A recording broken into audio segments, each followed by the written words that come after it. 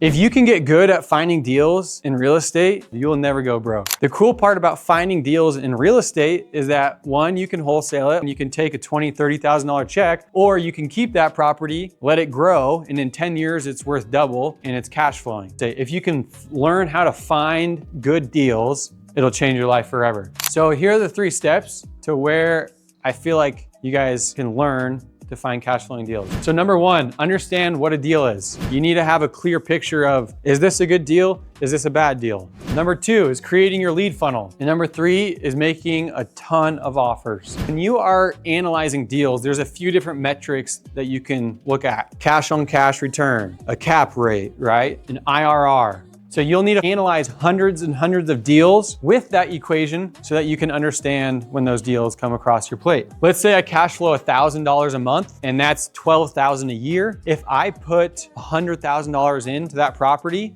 for the down payment, the rehab, whatever it might be, that's gonna be a 12% cash on cash return. This is what a lot of people miss, is what is included to figure out what your cash on cash return is. If you need to figure out your cash on cash return, the number 1 thing that you need to figure out is what's my cash flow.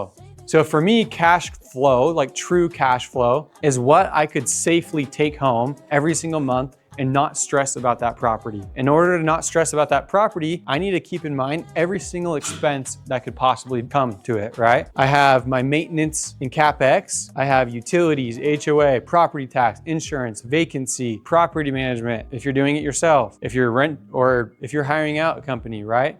So I make sure all my expenses are included in there to make sure I'm having an accurate cash flow. How do you create your lead funnel? If you're trying to find deals, you need to have a lot of at-bats. How are you gonna get these at-bats? It's different for everyone. So I'm going through some of the most popular ways to market. PPC. If you guys are scrolling on Instagram and there's an ad, and you click on that, there's someone on the other end that's paying for you to click on that. That's called a pay per click, right? And so you can do the same thing in real estate. If you say, sell your home fast, and someone clicks on that, you're paying per click. That's one of the most expensive forms of marketing in the real estate space, but the leads are gonna be the hottest. The correlation is, the more expensive it is, the hotter the leads. The cheaper it is, the more time it's gonna take on your end. So I always say you gotta find the balance, right? If you guys don't have a lot of capital right now, but you have time, you're probably gonna be knocking doors. You're probably gonna be cold calling to find these deals. It's not easy, so you gotta figure out the balance. The next step is building a personal brand. This is probably the most important thing that you guys should think about. If you guys are trying to get involved in real estate, if you're trying to get involved in sales, whatever your niche is, and you guys are still young, you're in college, you're trying to figure things out, as soon as you find your angle, work on building a personal brand. The easiest way to explain it is it's marketing that's going 24/7. When I put videos up on Instagram, YouTube, whatever,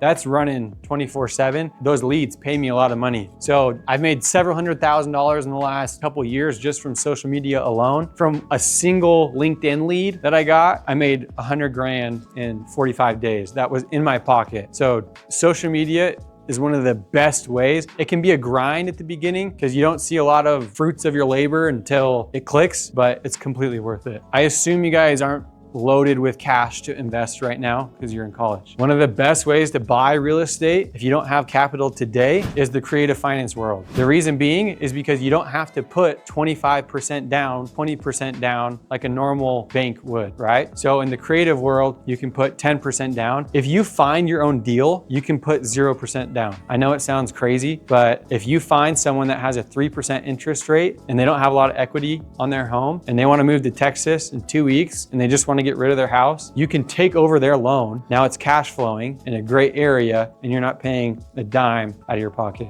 When I'm talking about these creative finance deals, I prefer to work with someone that owns their house free and clear. Like if your grandma, your grandpa, your uncle, your aunt owns their house free and clear and they want to sell, hit me up and I'll pay you. The reason being is because if your relative, I should stop with that analogy, but if this person wants to sell their house and they own it free and clear, that opens it up completely. If I'm buying a house from Morgan and he wants to be cashed out completely, the only term that I can negotiate with Morgan is the purchase price because the bank decides the rest of it. The bank's gonna tell me how much I'm putting down. The bank's gonna tell me my interest rate. The bank's gonna tell me I'm on a 30-year amortization schedule, and the bank's gonna tell me it's due in 30 years, right? Or it's paid off in 30 years. Whereas if Morgan owns this house free and clear, and I say, hey, Morgan, I will give you the exact dollar amount that you're looking for in your house, but in return, I need you to be my bank. Now, Morgan's gonna give me a 3% interest rate. I'm gonna give him $50,000 down, and now I'm cash flowing in a great area. It's not that easy, right? The marketing makes it seem like you can do this every single day, but that's the exact concept that I've done to find deals, to buy deals.